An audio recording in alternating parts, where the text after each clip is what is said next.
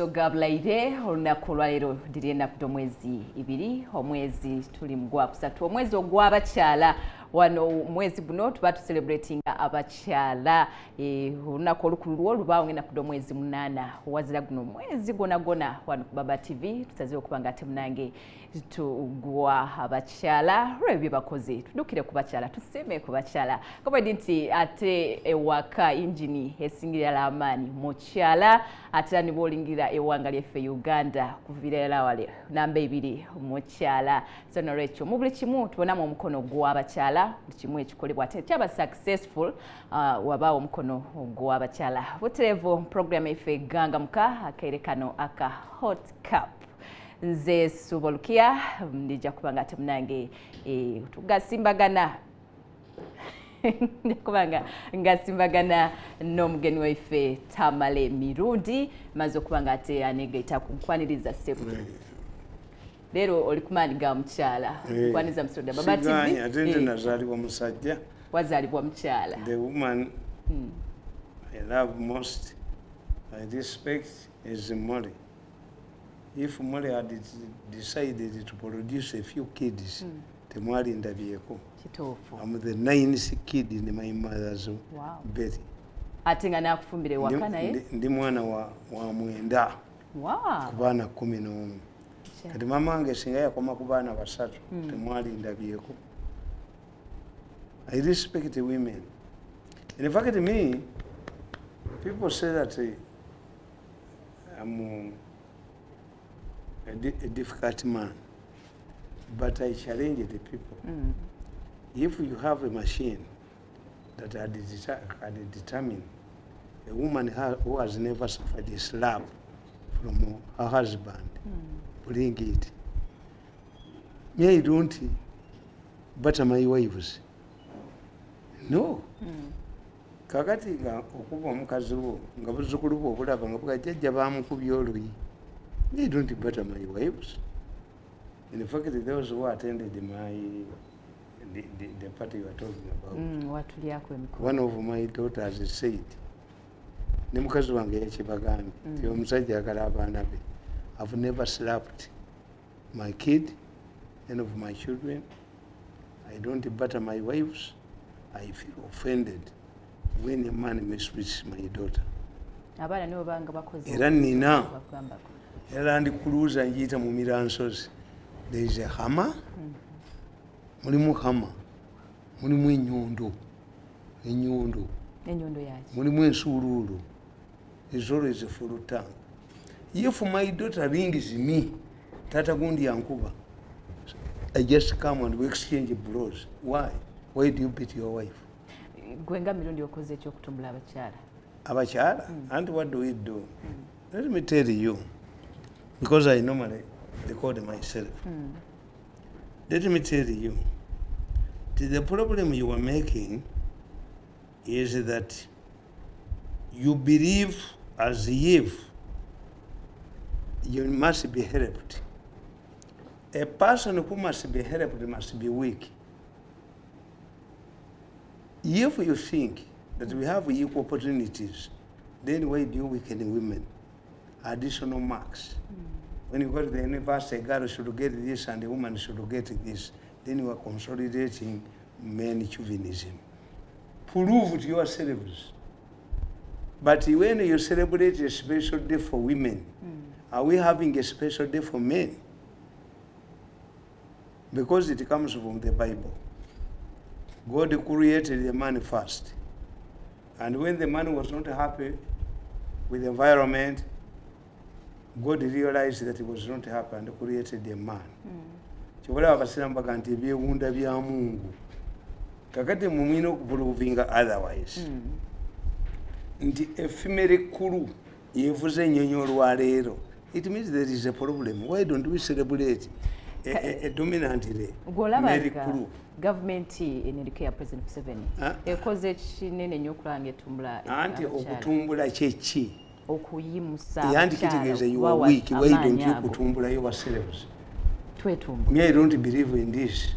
Why?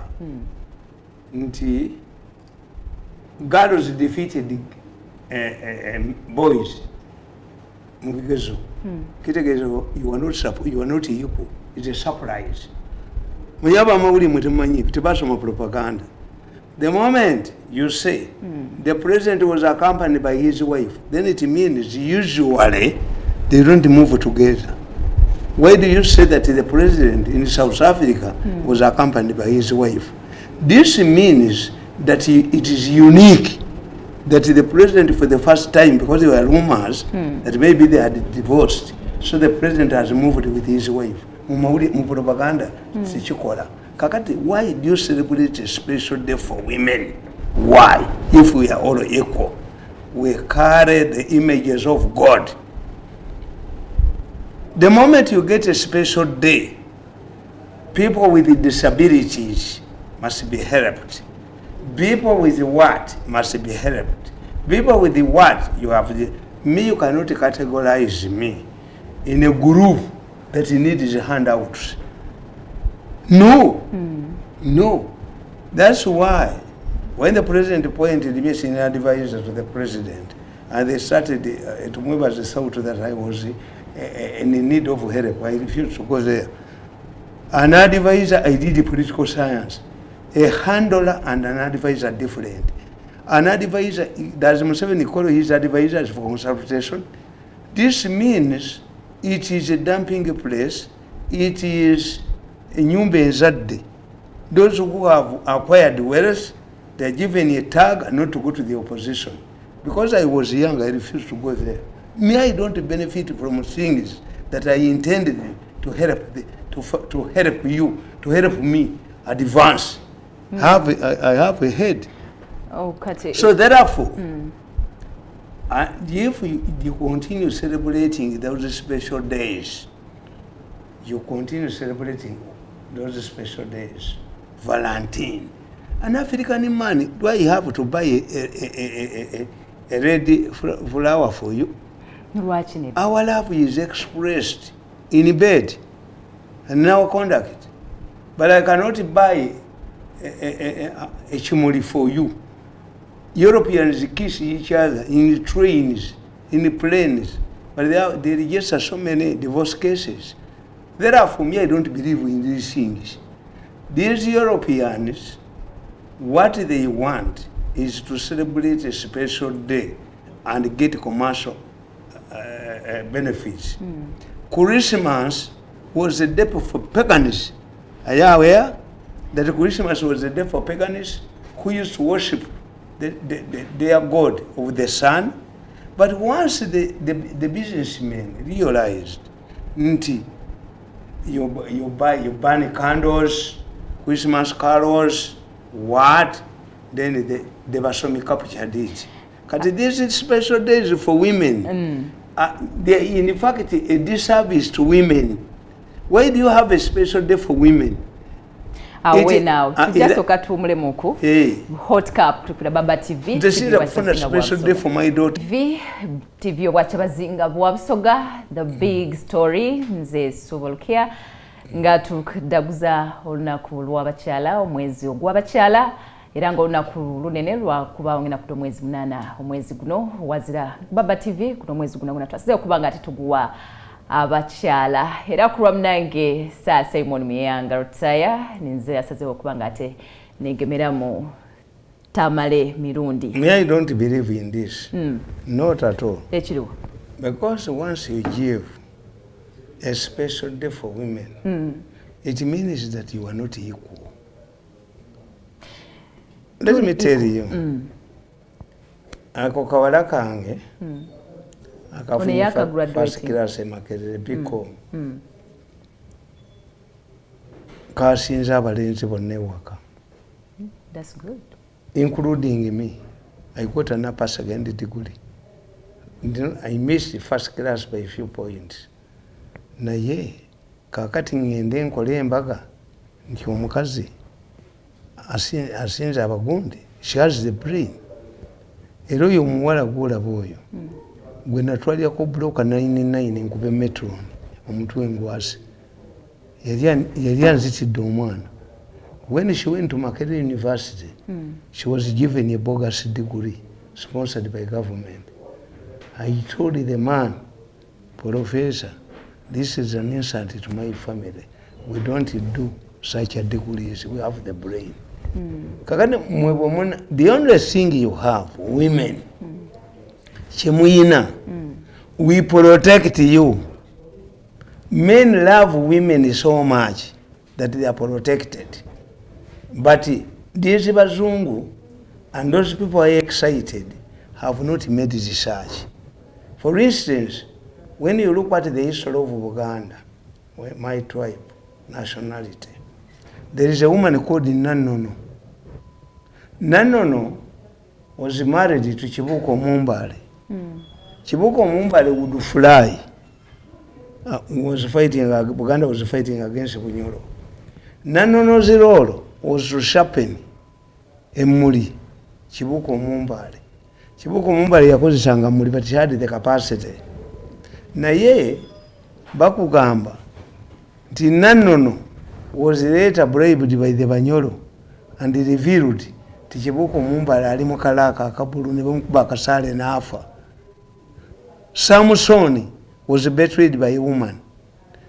Eve was betrayed by a woman. This is what you must change. Not to give you a special day, but to change this biblical attitude, the way a woman was, one, was created to please Adam. Two, we have a lot of cases where a woman influenced. One of the first miracles Jesus made was beer. Ebukujja bwabwe. Mama weje n'amugamba omwenge guweddewo. Ebukujja bwe. Jesus had to create beer to please his mother. It tells you the powerfulness of a woman. Women who are influencing. When you go to Swaziland, AU sent a delegation to Swaziland, and they told him, Swati, why don't you stop this practice of marrying every year? Because it spreads HIV. Why? Ti abaana abo be bajje mu byalo, in every village they identify beautiful girls and virgins. When they go to an area like Nambole, and the king picks a few, najjamu bagenda okulondamu. These girls don't go home. Ne basajja be nabo bakola ki? Nabo bapiikinga. This is why the HIV rate in Swaziland, the President Museveni was sent there on behalf of the African Union, that if you have kings in your country, you can talk to this one. I saw Museveni in Swaziland, and Amelia Chambard embarrassed. These girls are dancing naked. They tried to cover themselves, but every time there was intervention. So, when Museveni met the Swazi king, Muswati, asked him, why don't you ban this tradition? Muswati said, I'm under the influence of my mother. The king mother is very important. Has a lot of influence and sway over his son. Why? In Swaziland, a king is born alone. The moment a woman who will produce a king conceives, is isolated from her husband, so that a king is born alone. Kakati bwekitegeeza. The queen mother is very important to Muswati, and Muswati promised Museveni that if my mother dies, I will change the tradition, but I'm under the total influence. My mother. Hey. Women are accorded respect. Women are protected. When you see a Muganda man like me, omukazi salya nseenene, omukazi salya mbizi, omukazi salya nkoko, the original Baganda. And when I investigated why, because the Baganda did not have science on the reproduction system. What if oli enkoko n'ozaala omwana alina omutwe ogw'enkoko? What if oli enseenene n'ozaala omwana alina omutwe ogw'enseenene? What if oli embizi omukazi, because you are the processing institution, processing organ. Kakati, when you look at this Baganda, who denied the women yensenene? Who denied the women pork? Who denied the women chicken? It was not done in a selfish way. The moment they realized nti abakazi ne bwe bali enkoko tebasobola kuzaala mwana afaanana nkoko, abakazi bwe bali embizzi tebasobola kuzaala mwana afaanana mbizzi, it was changed. May I have taken time to look at my culture, African culture, to what was the intention. 2, in Africa, sex is very important. Sex is very important. When you look at my Uganda culture, when, for instance, when our daughter, supposing we are married couple, or we had a baby and you left, kakati mu Baganda omwana wo bwafa uwo nga wanzalamu omwana n'ofumbirwa awalala, there must be rituals. 1, we must have sex again.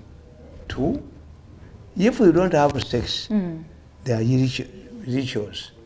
The woman removes guno olwebazo lweyasiba mu kiwato n'olubuuka, and I bring enkoko nawe n'okibuuka. But if you play sex again, you die. Kakati because Abaganda bategeera ng'Abasiraamu Abawalabu nti toyinza kulinaanya muliro masavu. Women are very attractive. This is why the Arabs basomera muki basalira mu bifo byanjawulo. Kakati unless we change that attitude nti omukazi osobola okubeera ne vice wo nga mukazi. Kakati an African man believes bwenzira vice president n'abeera mukazi ng'ono musajja bw'amugambako agaana.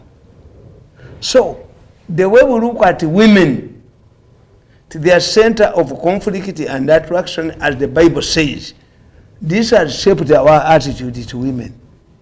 To when you look at the way people, when a woman gets a big job, the family suffers. How many women who have protected their marriages when they get political power? Some of them, the moment the president appointed as a vice president, the marriage collapsed. And because you can control your marriage by 2-3 things. 1, osobola okwagala omukazi wo ng'omuwa amapenzi. That's what I tell my children when they are getting married. Nti bwe mugenda mu church okuwasa, omukazi omukwasa omukono guno gusiga guno omukwasa guno sword. You must protect the woman. Because women were very few at that time, the traditional marriage. Women were very few, and when even those who managed to get married in a church, look at a church, at a marriage, for you to take observations. When these people arrive at the church, those who are going to get married officially in the church, they are ushers in. This is a tradition. Why? People used to raid the churches during marriages. A man who has grabbed a woman before he's married from you does what we call the honeymoon. A honeymoon is a celebration by a man who has grabbed a woman before she is officially married in the church to another man.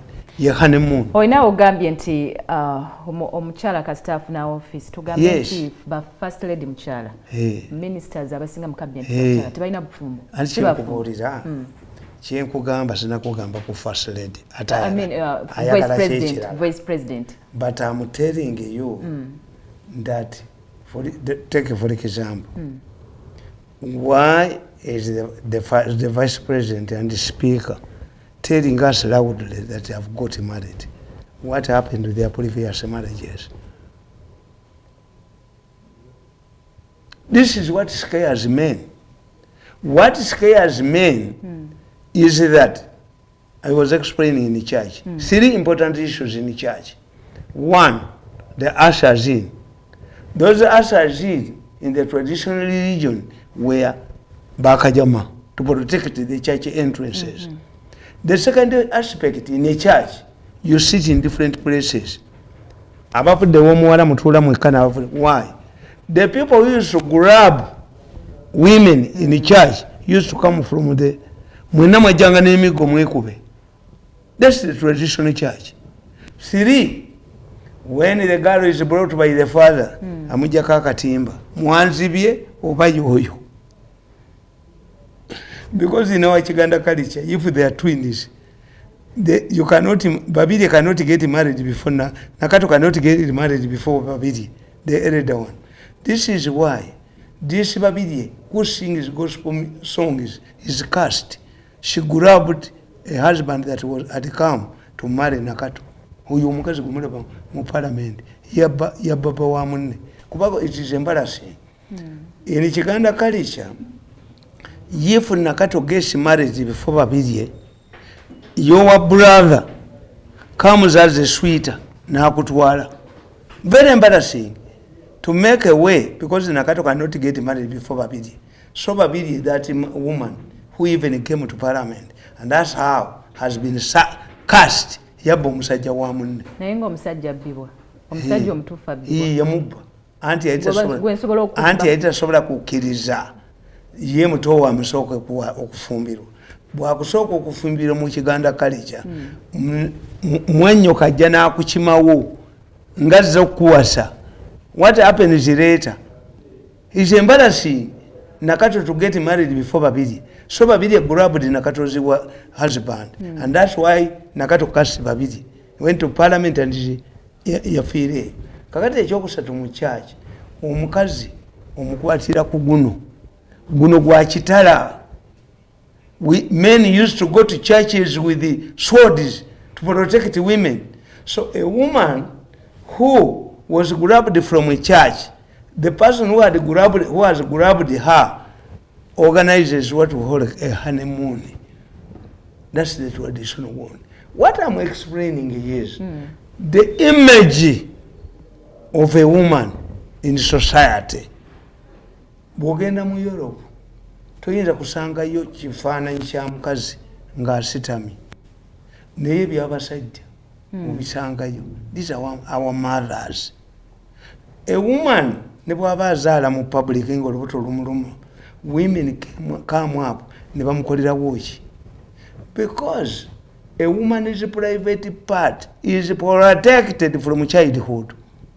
Omulenzi atambula n'aleebeeta empewo emufuuweko. In fact, in my case, omwana wange omulenzi omuto bw'abakeera ku makya okufuka to urinate nambawo ayima akaveera n'ensimbawo akati. Lwaki? Ndabe oba alina amaanyi oba kakendeera. Ate ng'olwedde amazzi ofuka? Mupima. Opima oti? Abaana tubasiigako omuzigo abaana abalenzi. Nze abaana bange abalenzi mbawa ku supu w'ennumba to be tough. Abawala si bibakola. Okubeera tough muki? Anti kyenkubuulira. So kakati, it is not only organizing special days for women. What you have to do in the American army, when you go to Israel, you go and read the history of Israel. Diane, the female prime minister, who was very dangerous. That's why when you read in the book, why women are not supposed to be thieves. Kasita munakyusa ekyo is a kuru kati wenda kusoma mawulire ekuru ey'ennyonyi manned by women. Are you not supposed to man crews? Are you not supposed to be pilots? Why do you have this hunger on?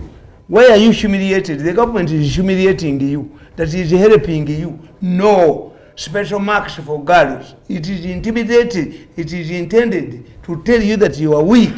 Me, when I'm developing my children, I don't tell them that you are weak. No. And the Baganda have what they call Chakula Sajja. Chakula Sajja is a woman who is not manufactured for marriage. Look at the Catholic Church. Abakatoliki bayina abagoleri These are women trained to get married, and they have nannies for different issues. Soldiers, now with the command of special forces, is a woman. But you can't celebrate. We have a woman vice president, we have a woman. Are they not entitled to? Tulina okucelebratinga kuba tebyaliwo. Anti tebyaliwo why?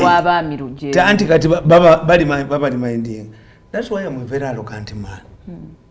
Me, I'm arrogant and proud. Even if I tell you, if Museveni appoints me minister, and you come to my home and say, the president has appointed you a minister, I don't change anything. I cannot slaughter my chicken. I'm entitled to that job. I'm educated. This is why I went to school. I know in politics they tell us, know yourself, status and bargain for advisor. No, I cannot be an advisor of Museveni. How many times has he meet his advisors? The intention of advisors is to give you a political tag and to ensure that you don't welfare. But a handler is different. Kakati mwe, diye nkokoyo, nabanja yagamba, nalimba nduita lunaku lwa kulimba. Can I become a prime minister this way? You will die. An MOP, if you are in a seminary, it means you become a pope. The climax of a seminarian is a pope. Once I become a member of parliament, I can become a minister or prime minister. It's not a favor. This is how I look at it and how I'm arrogant.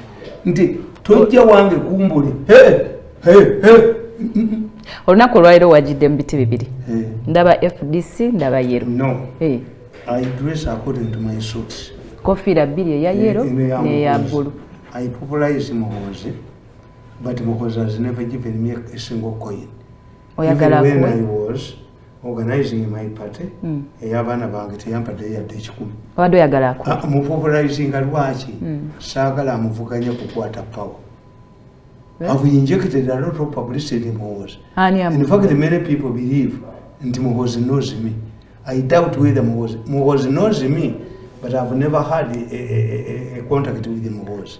Tekisoboka kubanga teyakusiimye oba teyakuwaddeyo bbaasi. Ati yali yampadde ki? Anti twabadde bannamawulire. Nti nze mupopularizing why? For myself future. When I look what Muhoozi's rivals, one of the reasons why should you support something must be a selfish reason. Rivals bamuhozi you were a woman, you were my daughter. Nsibambi used to talk highly about her, the rich Nsibambi prime minister. But when this woman died and married a new one, he was talking loudly. I prepare a bed for her. I do this, I do this. When you are getting married, are you getting married to a partner, to a friend, or to somebody who wants to satisfy himself or herself? What's the basis? Kakati, one of the reasons why you should love your husband or boyfriend must be a selfish reason. Ennaku zino abakazi mugamba akasajja kaavu naye kalina waaka. Kati Muhoozi alina waaka. Kakati ze Muhoozi muwagira. Zino enkofiira za ssente nnyingi nnyo. Enkofiira zino za ssente nnyingi. N'oteeka mu muntu atakusasula n'omuteeka mu ssente. Yes, why? When Muhoozi becomes the president, he will ensure my future. Yogera ekituufu. Yes. Naye otuuno nniddeko ku mutwe nonnyoolako n'ajjako pulogulaamu zange. Ekitegeeza onanjooka nonnyooko nonnyoolako na blockinga ssente zange. Then I will be in a worse situation. Ne bw'obanga mu family y'abali. Are you married? When you are married, ojjanga muba in-laws bo abali kuyamba nga bala afudde. Ti oyo mulamu ye we can defend me. One of the reasons why we should support something must be a selfish reason. Nti at least Museveni yankanyuga kasasiro. Nankanyuga kujirikitiko basuula embwa. Oba naye wamunyiriza. Olina okubanga olina kye wamukola. I have security. Nina security. Nti when they wanted to kill me, airanga Museveni's sister. At that Yabana Bank, Museveni's brother came. And that's why people are confused. Even my elder brother was confused. He says you are complaining, but here is Museveni's brother. There is a conflict over me in Museveni's family. Some people say, oh, yatukolera. Other people, the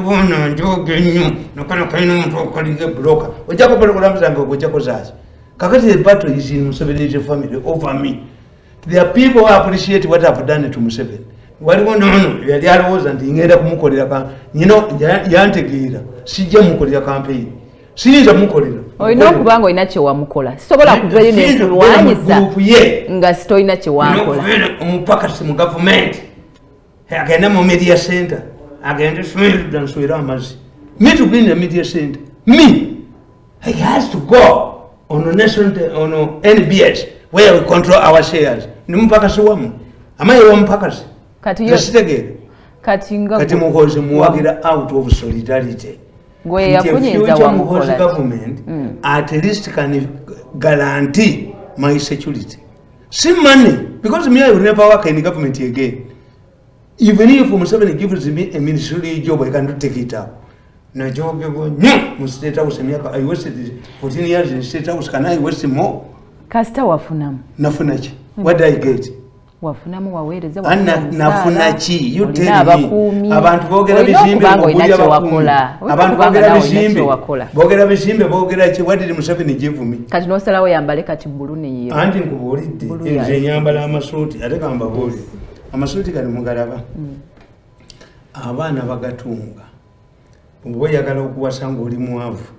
Watoyina sente oyagala kuwasa. This boy is a designer. Ugenda sasulira akalanga ako. Abalinaanye oyo muvubuka okutunga amasuuti gano alinaanye Wambuga is a mukiga, they are two Kiga boys. And I told them don't get married. Mugenda kutabuka. Gana amasuuti oyo mwana yagatunga.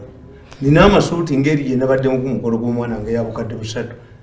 Naye ate ono bano mwabaavu yavu abalina kufiga. Omanyire figa ekola.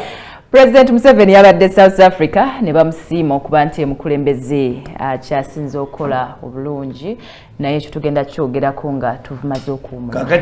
Baba TV obwakyabazinga bwa Busonga katuwumulemu The Big Story Subalukia nga ndi Tamale Mirundi. The Big Story Subalukia ndi walala banga simba gaineni. Gwelukia. Kakati Lukia katusamalizing. When you move with that mentality, the government has helped you to uplift women. You were wrong. Who did the Indian government help Indira Gandhi to become prime minister and to produce prime ministers, which was not a kingdom? Did the government of Bangladesh uplift the women who enable Bandara Naik to become prime minister of Bangladesh? And even appointed Mamawe? Did the Pakistani government change rules and the Minister of Gender, which would be a Minister of Equal Opportunities, to have Buto? Ndoza mu government zonna ezifuze Uganda, government ya Museveni esinze government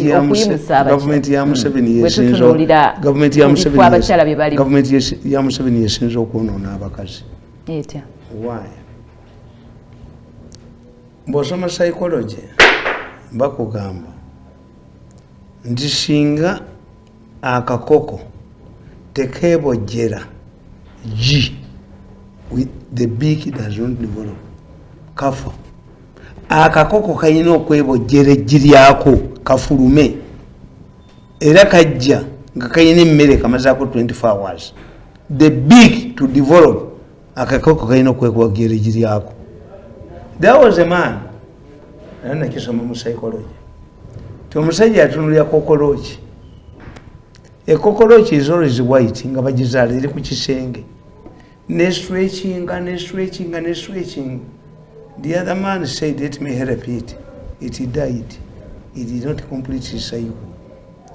The person, let me tell you, in Arab countries, women cover themselves.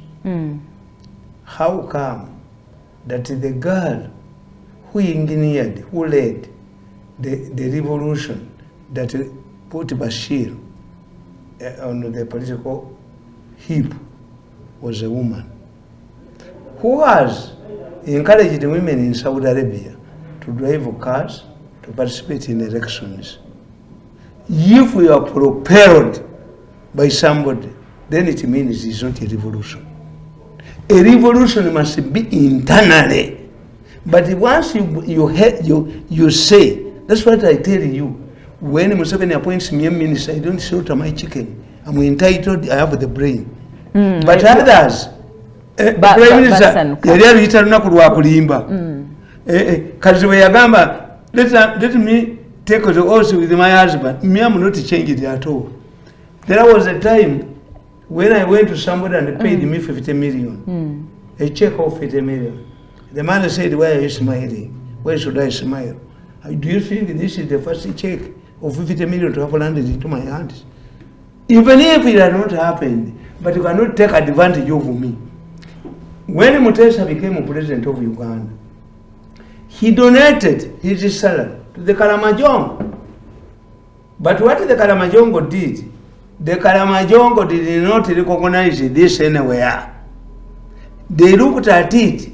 Shall we waste Kalamajongo at independence? Shall we wait Kalamajongo to develop? The Kalamajongo refused.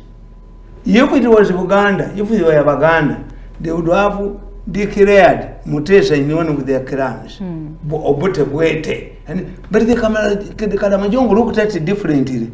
Why should Mutesa donate his salary to Kalamaja, to Kalamoja? Are they not districts in Uganda? Yes. Ebyoninga tuwabiza ensonga. Don't tie the moment you say that Museveni has helped you, then you are not done the work. You force like a kakoko. Mwe kubire jiri ya mwe. Mufulume. This is when you remove like me, arrogant and loudly. Nobody has helped me to get where I am. I'm a self-made person. I was a newspaper vendor. Sinzo mchala asoso kuchaza ndoza nange nasambia samba akaji. Don't believe.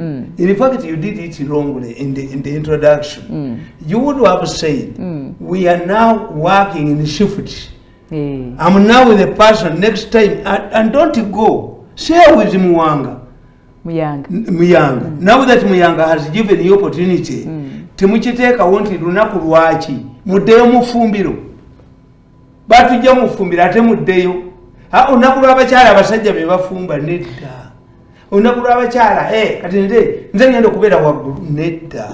Ekyo kitegeeza bakuwadde buwi. Me, I don't believe in these things. This is why obadde ombuuza abaserikale naki the government stopped long time ago to put fuel in my car. Naye bakuwe emmotoka toyagala bakuwe enju bakuwe n'omukyala kyogolema n'omulenzi tayinza kunjoga ebyo mubijooga bakadaga mubijooga bano bwe mufeedinga.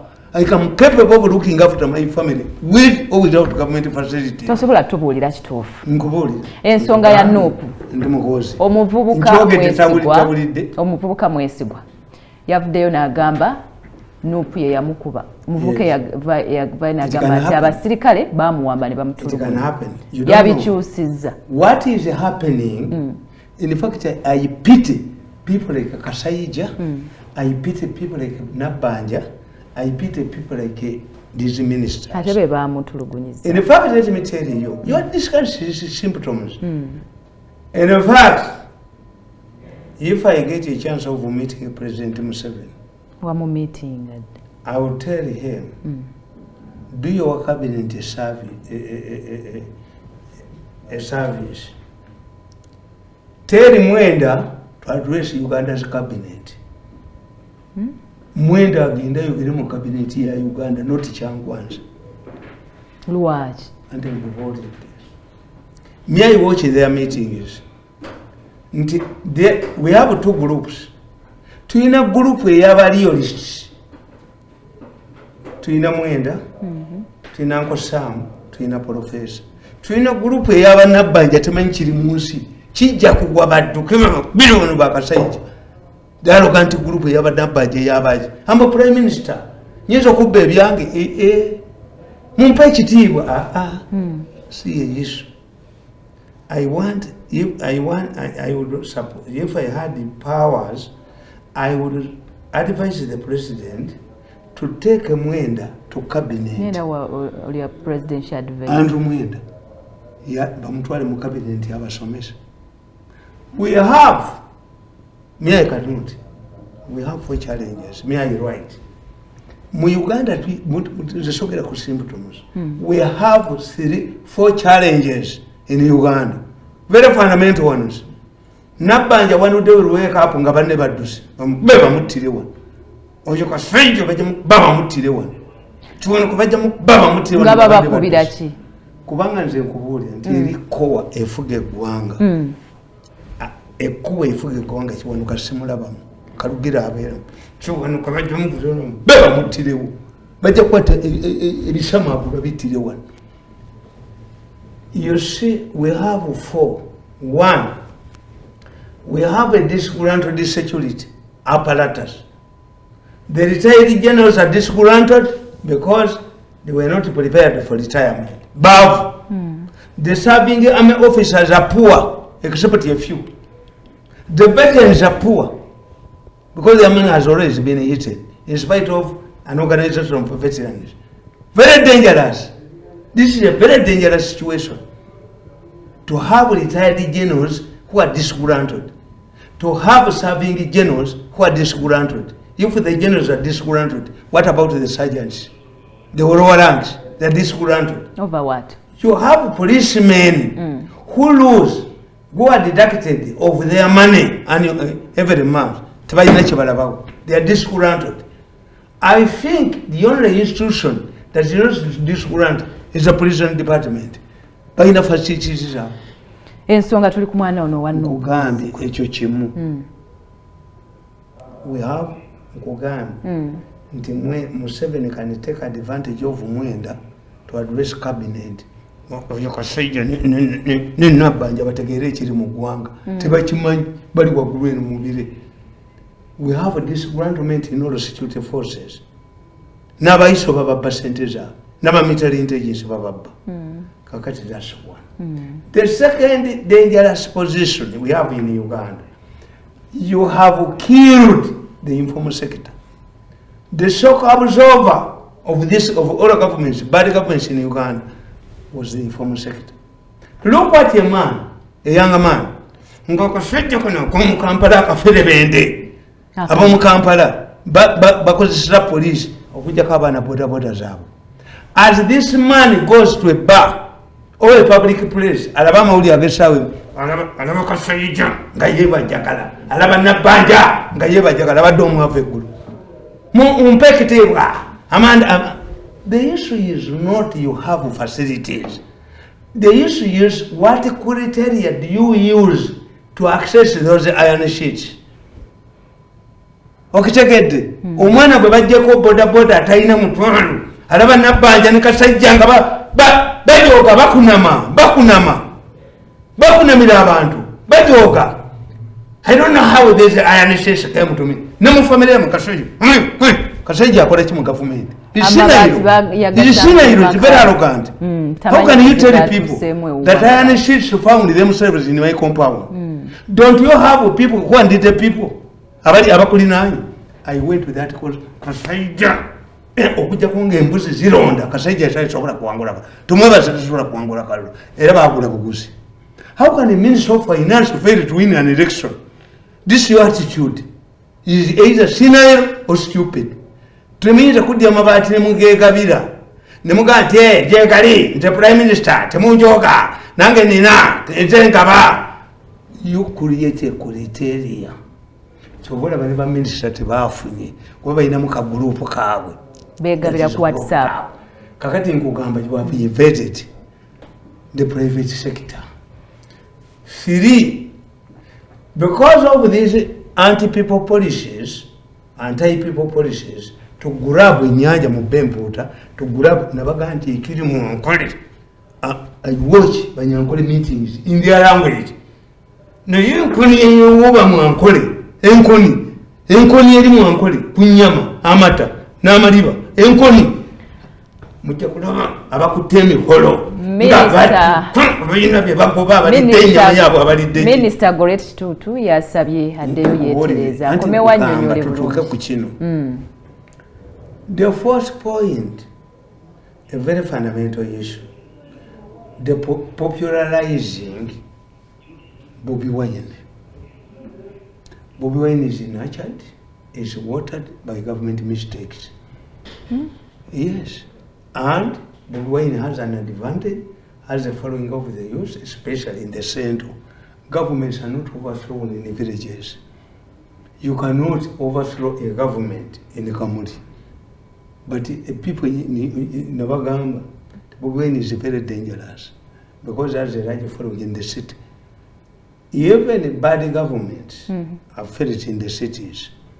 And when you look at the voting pattern, we have 2 million voters in Kampala. But this is like Chotira in Abalonze Mitwaleji. You know Mukazi, in any constituency. Abobali wala. Nemu site mwenyini muno.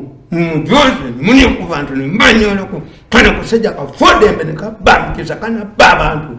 Omwana ona atudde wakanga gwe kasajja gwe. Omujja ko boda boda ina omubba sente ze. Agenda okulaba nga bakunama. If you strip yourself naked before drunken men, you are raped. These people are inciting Ugandans to start to ignite a revolution. Better when you come to Mudukema, Obujosi Bamu Bajoga, Kakati Kuburi anti, Ezo factors in ya. How do we solve these factors? In years. The fact that the veterans, the serving army officers, and the ranks and the file of the military, the policemen are hostile, are disgruntled. Then you come to people like me who are very disgruntled. That's why I like it is Saleh. Saleh did not condition man on me. But what a billion billion I not to deny which is but to try to trade this, but that's one. Kakati bano bagundi bano scandals. Scandals are intended to demobilize the people, to incite the people. Ati bamenyese handling. A scandal must be followed up by punishment. If you reveal a scandal, tibabya amabati. Bali bade kati parliament eduka no gundi ono prime minister duka bani baduka. You have created an inquiry. Why do you shout at us? Kubana nabanja namulabye akugamba nti ayina amabati mu office ye. How do we access that mabati? How do we distinguish the two? The mabati for Karamoja and your mabati. Need to mumanyi mukola. You are inciting the population to riot.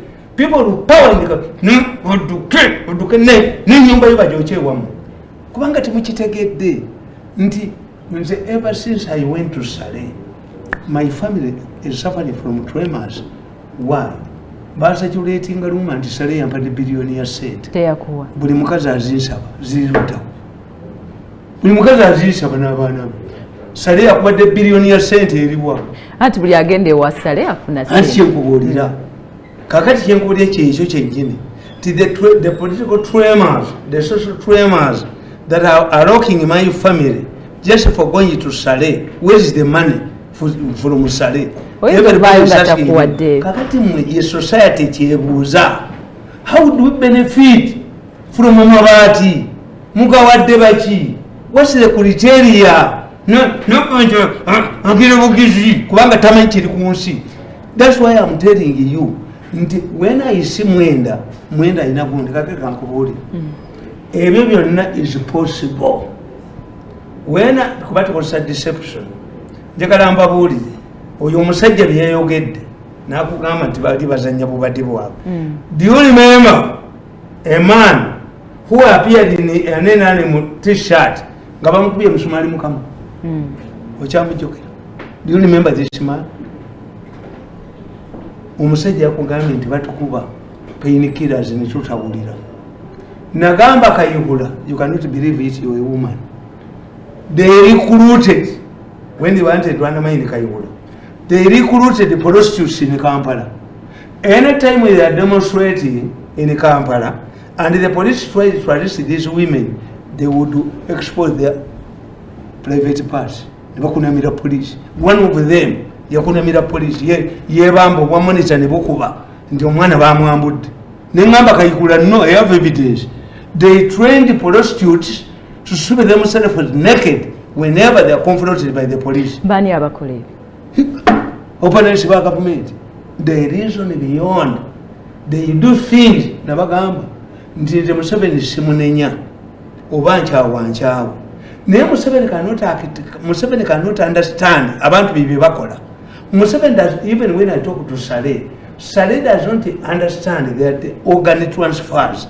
About to organize. But by the time Gomonang Bamuse, Musaru Batiku, Kakati, accident is lucky, or whatever you massacre, whatever I've done, Mugundi, Mukajibia Meta, whatever yours. Women had reached a certain level, Nembagama, Uganda, Mumba, Bagundi, Basajo Zabata. The access that is actually organized. But even Saleh does not believe, Museveni does not believe. Even my sons who are doctors refuse. They say, kidney jija mumuntu ayina okubeera ku bed you. This is why they are taking you abroad. But they also have a sophisticated way of protecting these human organs because bali baliteeka. Kakati Museveni ye bino tabikkiriza. You cannot understand the practice of prostitutes and like you are prostitute. Let me tell you. These people publicized the act on homosexuality. Museveni yaita mu press conference nangana, you see these Europeans, unless you tell them eat your mother something, they cannot understand. Kati bakuganti yalifu nti bakutta omusajja mulamba, one of their members bamwadde billioni mbwagenda bakole naye muli wasi. You are stupid, you are in parliament, you are idiots. How can you get one man to write a law for you? Yecha atamanyi ono wagundi nti he will never step in America. These people are running ono ye kati bamuwana fattening him. Why doesn't this law, which has been, we have been hearing Kazimba talking about homosexuality, on which level talking about homosexuality, how come that the government is not in the initiator? How come that the bill that was assented to by the president, you are now realizing that it had no quorum? Why don't you amend it? You look into it and you say whether it serves the same purpose. See, if the question was quorum, why don't you have a quorum? But say you.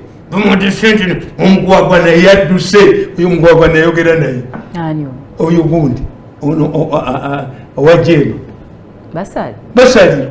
I talked to him. I found him somewhere. They are going to use you. How can a whole parliament give you an assignment? This, what does it want to do? And the Attorney General's chambers. The parliament has a department to do with the laws. My son drafts laws in the parliament. Why are they giving it to you?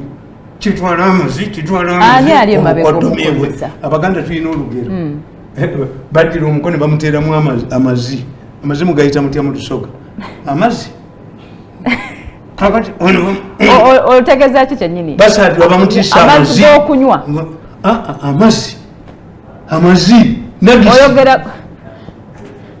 nagisi basaadde bamutiisa nagisi amazi bamugabise. How can he assign one man? Is the Basadu an expert in law? You appoint Uganda Chancellor. You appoint the other man who fed the Minister of Finance, Makere Vice Chancellor. Basadu is a lawyer. But why do you forget about Dr. Kindu Makubuya, a professor? Basadu is a lawyer. Tasana Kubera professor. Tasana Kubera Chancellor. A person, a dean of law, Makere University, PhD, Yale University, America. Lukunda Yavera, a guru. These are government institutions. Yale Lukunda Yavera, Unumune Navera, Chitu Makuya Tavera. Unumamweti in Nagis. Who you? If you are telling us that there was a law. What's wrong with this law? Why don't you bring it back? What if Museveni has sent it back? Bamukutene nagisi ye. Oyo omusajja bamutisse nagisi. Beesize looya basalirwa abakiikirire. How many times has he been involved? Balabye nga yajja osobola okukola ki? Kitwala amazzi kati adduse yatwala amazzi ku bukoddomi. Wabonekere ku kitebe kya minisitule y'ebyokwerinda embuya ng'alikobera abaana makobo nti ab'ekibiina kinuupu kabiri n'abamwefuulira ne bamutulugunya. Ono akyogeye nga takirumamu nti abaanuupu bamwogereza ebigambo ekkirize nti ebyamutuusibwa ku byonna amagye n'agaabimukola olwo beene bafuna obuganzi mu bantu. Nze nganzi mwala bifani ku media nga ne kibanda siwe kiri kibanda kizimunyo ofuna selfie ngoli naye omuntu omu mukyegendereze nnyo naye nga story ne yantusibwako yali mpange sigamba nti yali yaddala nti oba government yantusako bino so nze mawuli okwagala otereza ekintu kino because nga NUP yali na byensuubiza okumpa byetasobola tuukiriza kuba mbadde mudwa mbadde jembadde nga ndi mu kusafaringa na mtambere y'okunyigirizibwa government neraba nga esobodde okunsanga okunja gye yanjije nembererawo nentwala mu ddwaliro buli kimu yabadde ekikola so saawe ne mbadde nzo okwagala okutangaza ensi n'eggwanga lino. Mwesigwa agamba ebintu bapanga bipange yabyusiza. That's what I'm telling you. Nti Museveni tayinza kumpa mulimu mu government yenengukola. Why? Museveni doesn't know that his people do those things. Nti baleeta akatambi ne bakateekawo. Bampa poison 5 times. Bakayalinga saagisi banzite. All on video. Mbina ku video. Kakati bw'abaggo oyagala nkutte. Ne bagaa nti mugalewo puroguramu ze zonna tumufugira ku NBSAF. Bakaliisa mutte. Kakati Museveni tasobola kitegeera. A reasonable person tasobola kutegeera kintu ekyo. It happens. Me I believe babikola. Why? Bali balowooza nti babulaminga Muhoozi for human rights. Nga ne drones bazita za Muhoozi. But I was watching a meeting where somebody was panicking. These are narrow-issues drones. Narrow-issues nava inagafetu balina. Kubanga yo okusoma kwe kutono. Tategeera responsibility. Era narrow-issues zoyinza mutwala mwayisisi. Bategeera nti okusoma kwe kutono. Kyobulaba ngono kitwala amazzi kati kitwala amazzi yiba mukutte ne bamuteekaawo. These people do things beyond human imagination. Nti abagezi beekweka. Nababuuziza nti omusajja eyekuba emisumaali mu kamwa. Naga nti weenaalemu. To do what exactly was happened to Jesus. Bakuba emisumaali. Some are very brave people. Waliwo omusajja eryantonde yeeyokera obutunda bwe nadda ku mutunda n'agamba bannaye muzeeyi nyamba muzeeyi obutunda bwange baamutemye has a lot of debts eventually siyafunamu. Even abroad there is a man in America in Britain killed his wife omukazi omukadde atwale pensioni ye bw'amala omutta n'agenda mu banka n'abbamu sente kuba omukazi was a bank manager. Yesibe emigwa. Nesibe emigwa abamawulire ne bamusanga nga yesibye emigwa. Until a police officer looked at this man on TV. Please, you killed my wife and you took the bank money. At least bring the bank money. N'akaaba. Nga bwe nalaba kino ekisajja mu kkooti ekikaaba. Byesiga kamula ne Vicks. Nekyo tayimba omuntu ekyatanagiriye. Kakati abakabaka ikamu yakajenkaka besikanga kabaka bino mukazi yasala bene bakati omusajja bwakaaba nga kamudali na Vicks bana bazanyi mizanyi babakaaba. So me I can agree nti omusajja obamukozesa the intention was bali baagala buli ekigambo human rights kitegeeza Muhoozi. Kyobula bwe omusajja simairukira basajja yakuba nti Muhoozi tortured me. But where Muhoozi defeated you nti tebajjanga ku muntu mugundi mu safe house n'akugamba mugende mubuuze mubiwakanya abasajja be bajja mu safe house ne babatwalira w'amayuba ku kizinga nga sobi abalimu baba tugenda namala okuboogerako nti abasajja bali ku kizinga erw'amayuba balima baba twala ku kizinga ekirala bambi bagenda okulaba nga ekizinga bw'obeera ku kizinga kiri niya bawuga bali babatadde mu crocodiles saabali 4 of them in Uganda crocodiles zaali abantu nga babajja bo balowooza badduka kozi bateeka kudda crocodile. In Uganda we have people who are languishing on people's farms. Yes. Yes. And the whole thing was intended to undermine the Muhoz. Buli owulira human rights, that is the Muhoz. Nalaba omusajja nga akankana alla amunkubidde ewaffe mulaba buli lunaku yagambye mwenda yamugambye whether we like it or not must have a concept. That's why I'm asking the president to allow Mwenda to spread that concept in the parliament. Mwenda told him, namugambye for you were lucky. Go again the day one was. Nenze business zange zonna bazimazeewo. Naye ezange zo wazikola ki? Ezange zo mwazikola ki? Nja kujja mbega nswera amasi. Siribega iryako. Aireke sale. Unconditional money. Unconditional. Trumpa mulimu nyizo bana nkutanga ntula nabo. Kakati tumubikiriza. You cannot accept these things because you don't know them. Tuyina abasajja batambula mu butale mu kyalo. Nga ibwatuka mu katale k'omubuulo bamukube emboko gwomugo gwolonda zosasula. Is true. I can buy that idea. Mulinde basagirinya bye bagenda okwogera.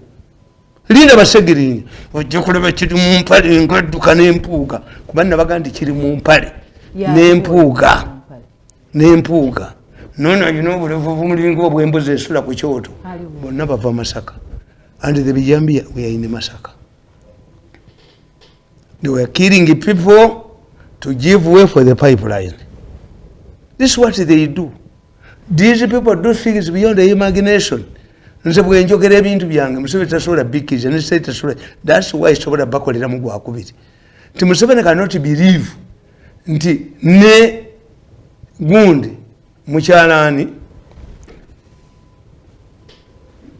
eyali state house controller Nachobe was going to be killed. I said in Nachobe abamutta bali bagenda mutta we baba wa million rukaga. Museveni cannot accept this.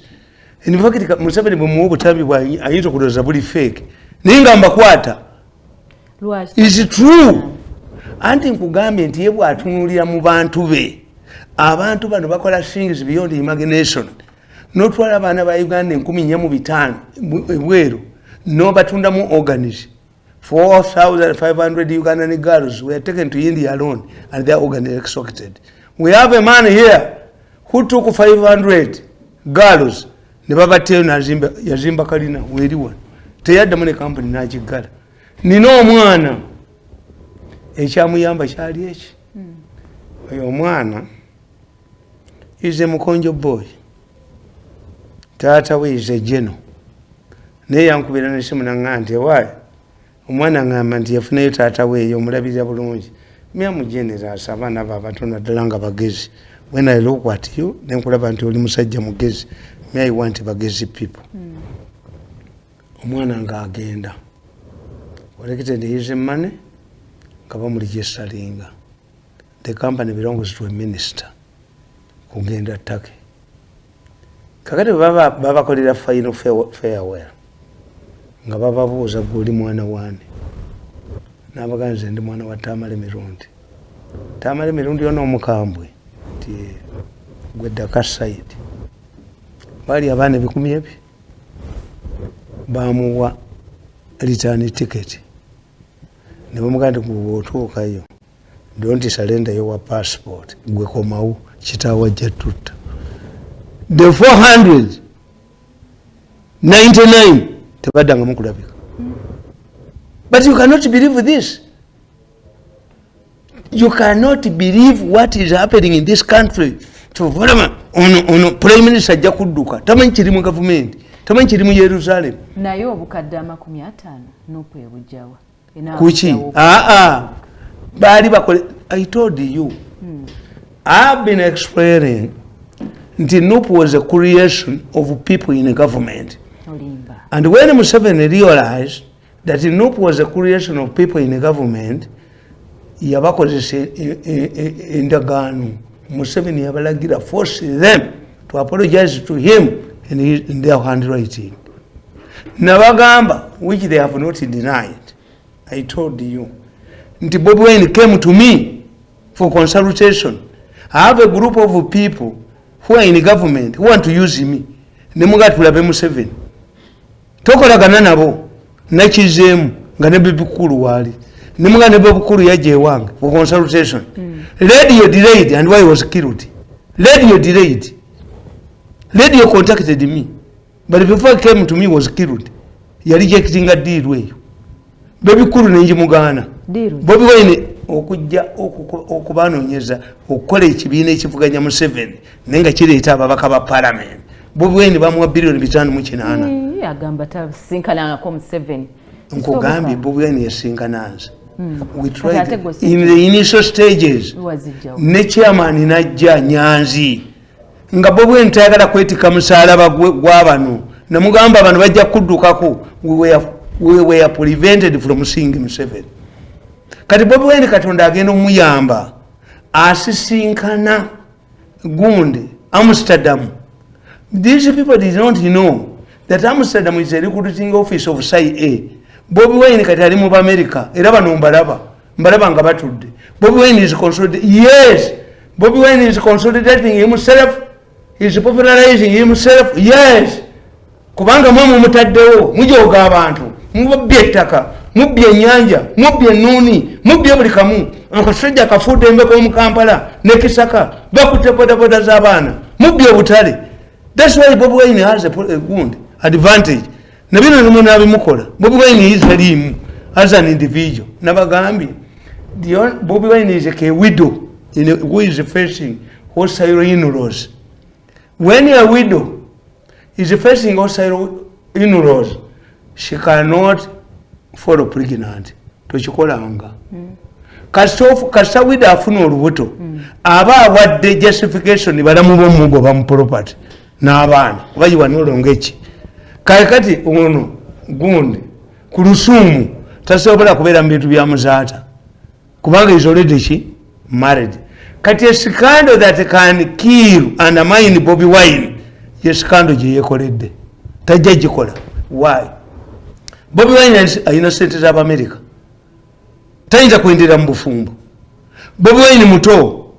Bobi Wine yalekayo dda okukola Gundi bwaba ebyenjaga byonna byemugamba ono kazimba nalete nono wekirevu Bobi Wine Museveni abawe sente. The Anglican Church stinks more than Basias.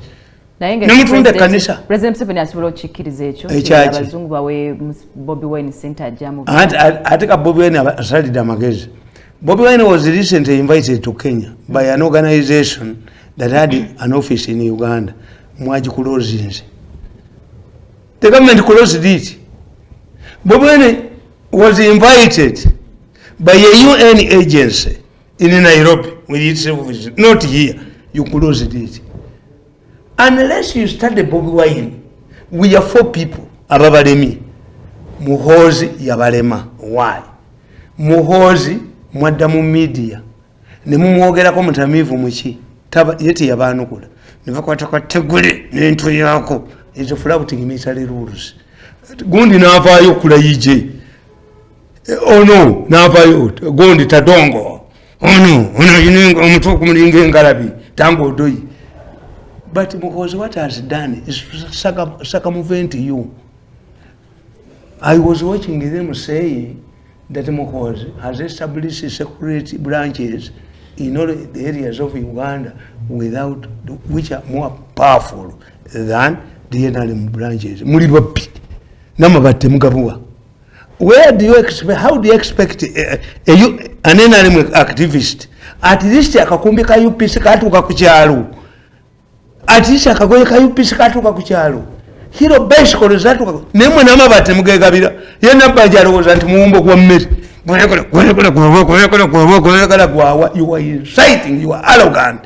In fact kamba buli mwe banabanja, what you would do, you go to the committee a parliament, which is wrong. A monkey cannot decide a case involving a forest. There is no way you can put up an inquiry to surrender these people to side which you used to do. Kakati nkubuli anegamba Bobi Wine yameze gundi ameze. I'm anticipating a 2-horse race between Muhoozi and Bobi Wine. Kubanga mmwe byemukola byonna kakati ono yali akola mu abaali bakola ebintu bya Muhoozi nti mu mwanda mayininge. Kakati tiimu yali ebikola yali eyagala Muhoozi. Kakati somebody who wanted to become president has lost a good day. That's why there is a crisis in government. Bamujjako amakampuni konna bamujjako contracts zonna. That's why I saw him telling Mwenda, for you are lucky. I'm being squeezed. Yenze one squeezinga. Ngendo ofenku mungalo. Ninyi nakasajja n'enkwongera sente bakunyikire ddala. Wamonyabo emyaka 10. Gwe. Bobi Wine. Olaba okaba kati. Okobonyabo emyaka 10. Nemujja muntu kalinga ebbuloka. Nawe ojja kuwandagala enfu. Bobi Wine mukwanugo. Muhoozi mukwanugo kati kubabiri bano. Andi ngobolidde. Ogenda kutuwagira kani. Let me tell you, me know. Bobi Wine cannot defeat Muhoozi. That one I know. But Bobi Wine is also a good force. Yes. Buli obeera ne mujjawo. Empiso zikyusa musajja addayo. This is what Ruto has told Raila Odinga. We need an opposition to check the government. Kyova olaba nti ono kuva ku biri ne batayibwa baani. Batayibwa gurupu ye y'abano. Oyo yogundi oyo prime minister ekigenge kyankuba bukulu. Kyova oneeka mutwala tali nnyo. Oneeka ali mu gurupu eno. Tayibwa ali mu gurupu eno. Kyova olaba banna muganza agende. Why? Namuganza yabadde agenze mu America. Nga Abamerika baagala kuteeka sente mu National House. Yalina okuba aveewo batekewo owaabwe. You know these people, preemptive. But the problem now is the person who had created a subterfuge in the government, a government within. Museveni amunyize talina sente. Kakati banatese banategeera. Kasaija tannategeera. Tadongo tannategeera. Tango doi tannategeera. Nti mukama waabwe abadde abawaga. Bamugende bamuteeka ku ttaka. I dropped my presence ambitions. But you are still continuing suffocating me. You have taken my hands. You have taken my legs. Are you coming from the head? Nze mbalaba nenseka. Nabbanja tannakitegeera. Ono mateeka saija. Amanyolu busi tannakitegeera. Kano kanyumu kano ko kakitegedde era kabulanga enziku. Kakati that's the situation in Uganda.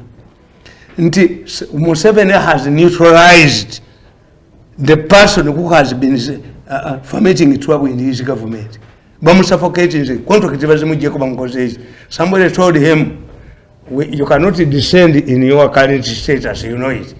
But we are monitoring you. We are monitoring for 6 months. The political landscape has changed. Nze nkubuulira linda basegirinya boogere. Linda basegirinya. Kubanga ffe tukimanyi. Why is it that the Segirinyas have been fighting and the allies not to be tried? And I saw the monitor idiots. They were comparing the Segirinyas in Operation Fiore, that the charges against the Segirinya are going to fall flat like a message. Don't compare Segirinya with the message. Besigye is a brave man. Whenever he is arraigned before court, he challenges the government. I saw Besigye in a court where he went to court and said, if these people don't have evidence, I'm not coming back at the second time. But Besigye always go to court. Why? Freedom fighters are released in the course of law. Freedom fighters don't negotiate. I was watching Mwenda. Mwenda said there was a table for negotiation. Even the Ukrainians, yes, we negotiate when we are always in the right.